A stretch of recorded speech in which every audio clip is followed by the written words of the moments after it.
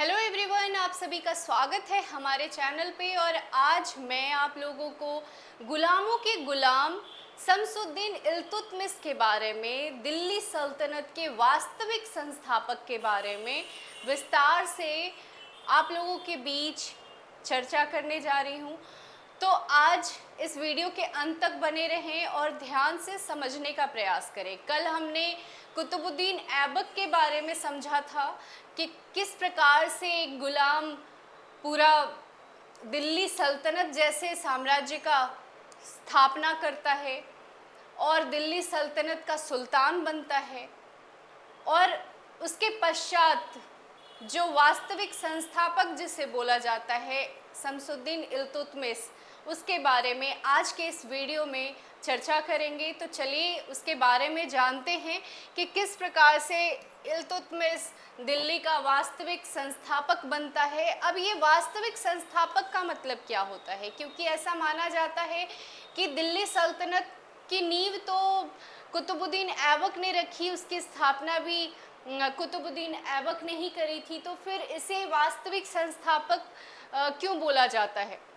इसका मतलब ये है कि कुतुबुद्दीन ऐबक ने सिर्फ नींव रखी थी, दिल्ली सल्तनत को आगे बढ़ाने का कार्य किया था, लेकिन शमसुद्दीन इल्तुतमिश प्रजा को ध्यान में रखते हुए, भविष्य को ध्यान में रखते हुए इस साम्राज्य का विस्तार करता है और बहुत आगे तक लेकर के जाता है और बहुत ज़्यादा विकास करता है।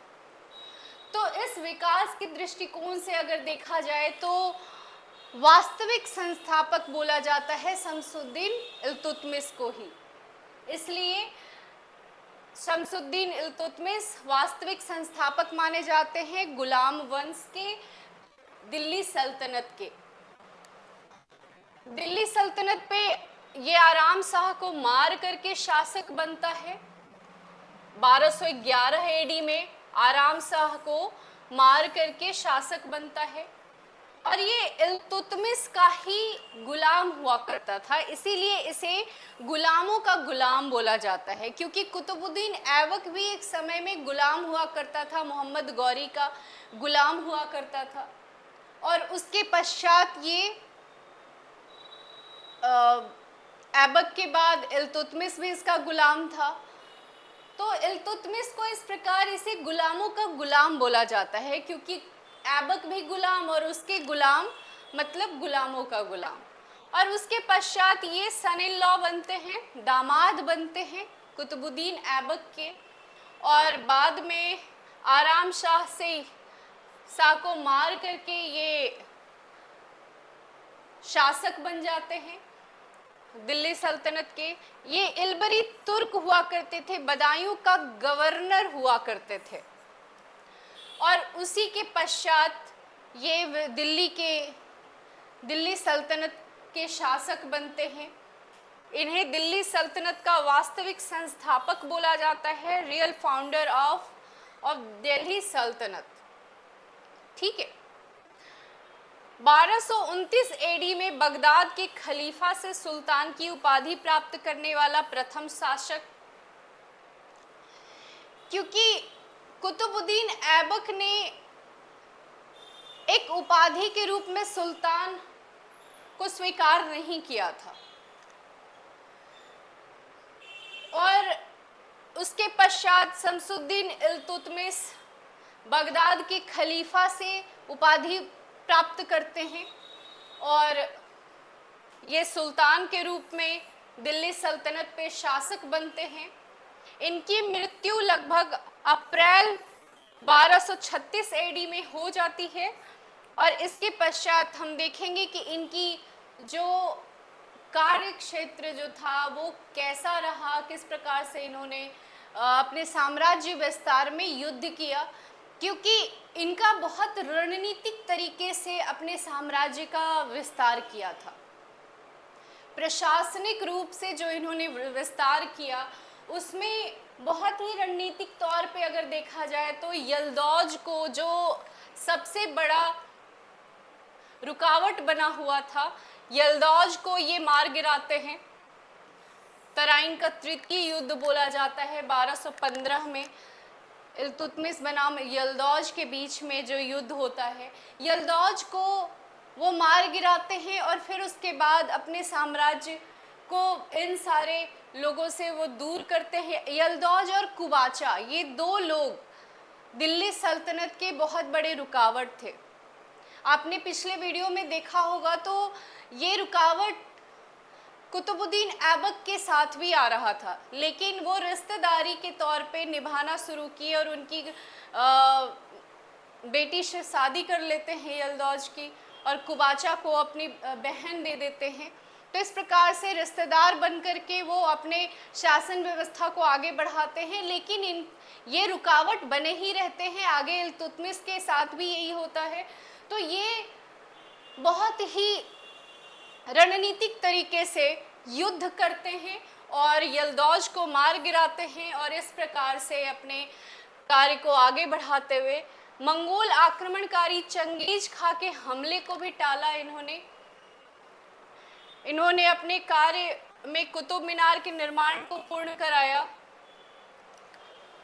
इसमें एक और आता है, ख्वारिज्म सम्राट जलालुद्दीन को शरण देने से मना किया था। ठीक है, तो इस प्रकार से अन्य कार्य में देखेंगे, सबसे पहले शुद्ध अरबी सिक्के जारी किए, चांदी का टंका, तांबा का जीतल, इस प्रकार से ये अरबी सिक्के जारी किए थे। कुतुबुद्दीन ऐबक ने कभी भी अपना सिक्का जारी नहीं किया था, इसलिए ये पहले शुद्ध अरबी सिक्के इन्होंने जारी किए।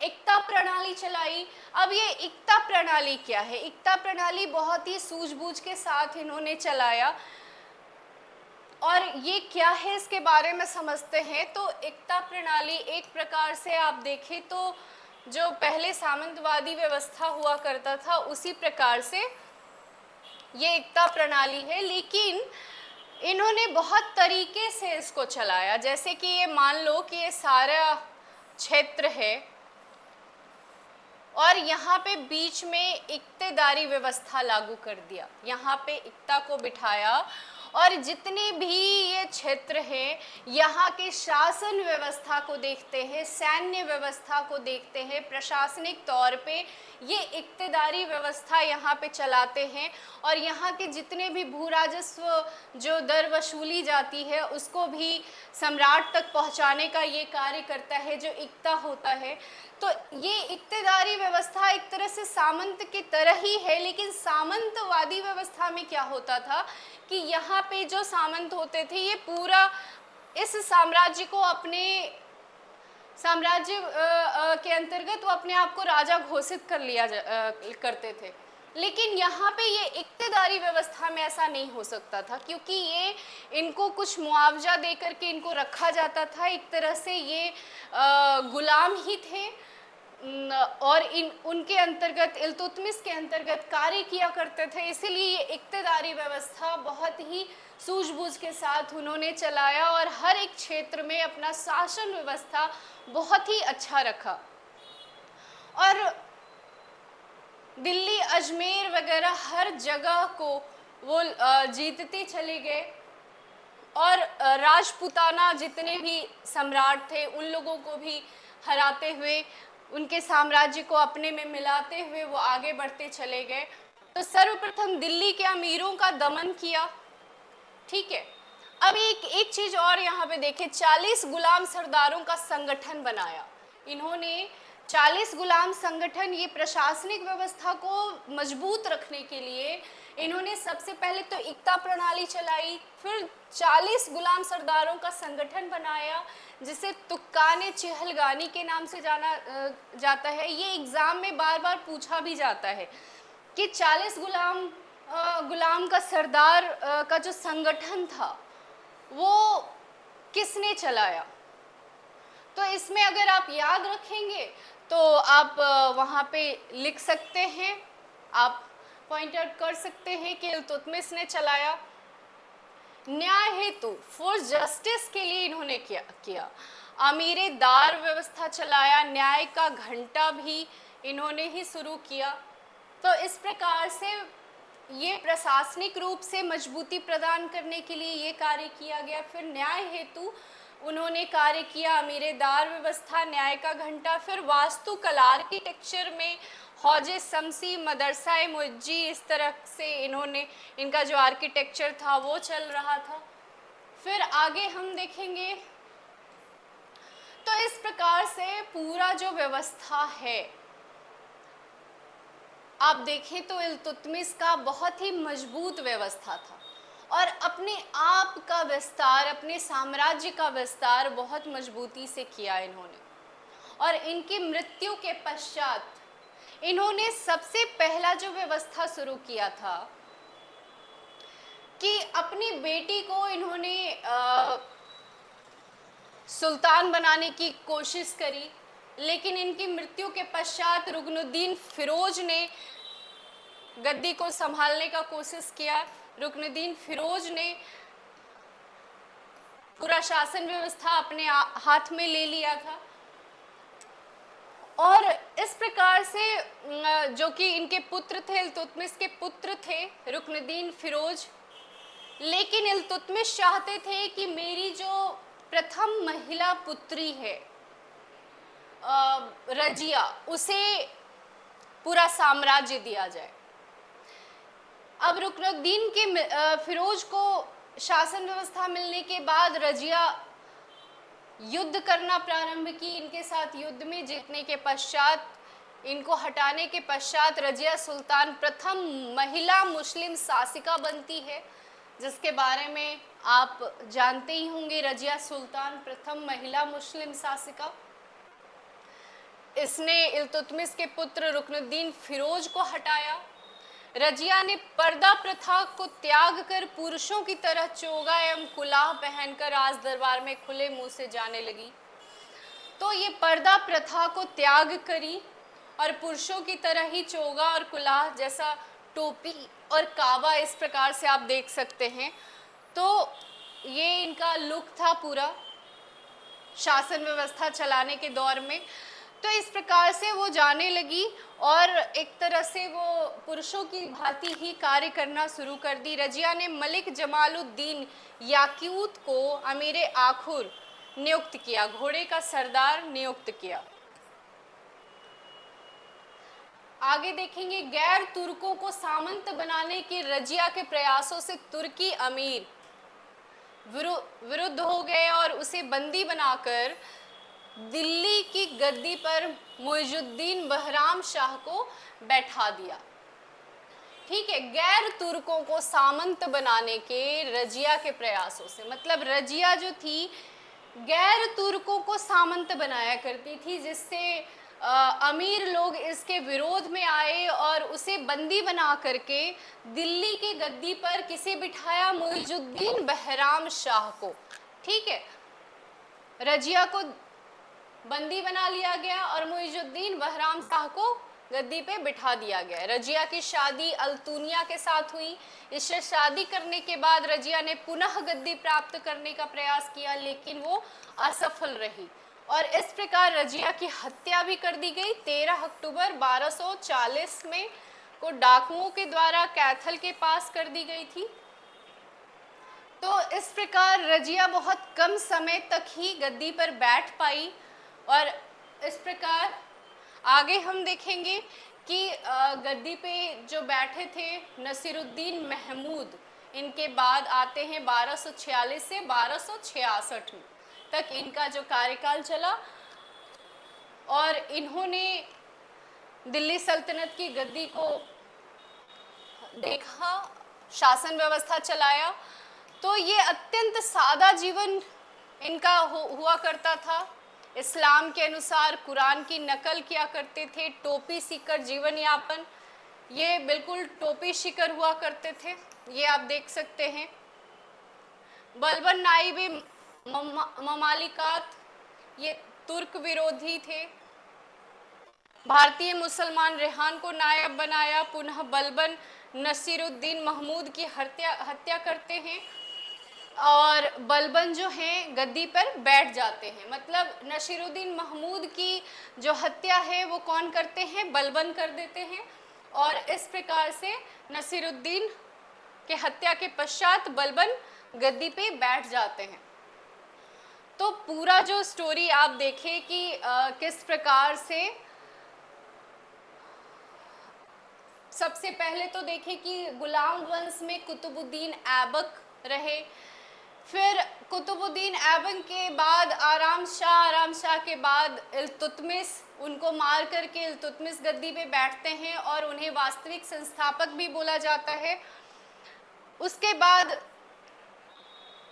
जो बैठते हैं रुकनुद्दीन फिरोज दिल्ली के गद्दी पे, और उसके पश्चात रजिया सुल्तान, उसे हटा करके रजिया सुल्तान गद्दी पे बैठती हैं, जो बहुत कम समय तक रहती हैं और इनकी भी हत्या कर दी जाती है डाकुओं के द्वारा, कैथल के पास कर दी जाती है। और उसके पश्चात जो बनते हैं नसीरुद्दीन महमूद, जिसे बलबन हत्या करके गद्दी पे बैठ जाते हैं। ठीक है, तो इस प्रकार आप पूरा जो वंश के अंतर्गत जितने भी शासक आए उसके बारे में आपने देखा। ये पूरा गुलाम वंश है जिसके अंतर्गत जो अंतिम हम शासक के बारे में पढ़ेंगे, बलबन के बारे में पूरा स्टोरी। ये सब जो नसीरुद्दीन महमूद, ये सब के बारे में बहुत ज़्यादा क्वेश्चन नहीं पूछा जाता है, लेकिन छोटी छोटी चीज़ें पूछ ली जाती हैं। कभी कभी आपको कालक्रम पूछ लिया जाता है, तो ये सब आपको ध्यान में रखना है कि इसके बाद कौन आया, इसके बाद कौन आया, ये सब क्वेश्चन आपको ध्यान में रखना है और प्रैक्टिस करते जाना है। डेली आप प्रैक्टिस करते रहिए तो आप बीपीएससी का पीटी बहुत जल्दी आप क्रैक कर पाएंगे। तो इस प्रकार पूरा जो आपने देखा, अब इसका कुछ क्वेश्चन बहुविकल्पीय प्रश्न है, उसको हम लोग देख लेते हैं। इल्तुतमिश ने निम्नलिखित में से किसको दिल्ली सल्तनत का वैध उत्तराधिकारी घोषित किया था? ठीक है, अब देखिए कि इल्तुतमिश पहला ऐसा व्यक्ति था, सुल्तान था, जो उत्तराधिकारी घोषित करके मरा था। वो वंशानुगत उत्तराधिकारी वो चलाने का प्रयास किया कि मेरे बाद मेरा पुत्र या पुत्री, मैं जिसे चाहूँगा उसे बिठा करके रहूँगा। तो इस प्रकार रजिया सुल्तान को उसने उत्तराधिकारी घोषित किया था, लेकिन फिरोज शाह ने गद्दी पे बैठने के पश्चात रजिया सुल्तान उसको हटाती हैं और फिर उसके बाद रजिया सुल्तान ही गद्दी पे बैठती हैं। ठीक है, तो इस प्रकार जो उत्तराधिकारी, वैध उत्तराधिकारी घोषित किया था वो रजिया सुल्तान को किया था। रजिया सुल्तान दिल्ली की पहली महिला शासिका बनी थी। उन्होंने किस वर्ष शासन करना आरंभ किया था? तो ये ईस्वी कभी कभी पूछ लिया जाता है, तो ये ध्यान में रखना है। 1236 ईस्वी में इन्होंने शासिका के तौर पे दिल्ली सल्तनत की गद्दी पे बैठे थे। और इसमें कुछ सब्जेक्टिव क्वेश्चन है, उस पे भी आपको काम करना है, क्योंकि सिर्फ पीटी निकालने से काम नहीं होगा, मेंस भी आपको क्लियर करना है। तो इसलिए हम ऑब्जेक्टिव के साथ सब्जेक्टिव क्वेश्चन भी लेकर के आते हैं। शमसुद्दीन इल्तुतमिश के प्रशासनिक योगदानों और दिल्ली सल्तनत की स्थिरता में उसके योगदान का वर्णन कीजिए। तो ये क्वेश्चन है। दूसरा, रजिया सुल्तान के शासनकाल की प्रमुख विशेषताओं का वर्णन कीजिए, उनके शासन में आने की कठिनाइयों और उनके पतन के कारणों का प्रकाश डालिए, कारणों पर प्रकाश डालिए। तो ये दो क्वेश्चन हैं, उसको अच्छे से समझिए और मेरे वीडियो को देखने के पश्चात जो किताब में लिख रखा है उसे भी पढ़ने का प्रयास कीजिए, क्योंकि सिर्फ बातें सुनने से काम नहीं होता है, आप पढ़ने का भी प्रयास करें। अगर ये दो काम आप कर लेंगे तो आप 100% किसी भी चीज़ को याद रख पाएंगे, क्योंकि स्टोरी सुनना और पढ़ना दोनों बहुत ज़रूरी होता है। तो ये काम आपको करना है, यहाँ से सुने, वीडियो को सुने और उसके पश्चात जो बुक में दे रखा है उसे भी पढ़ें। और एक काम और करें कि साथ में रिवीजन भी ज़रूर करें अगले दिन।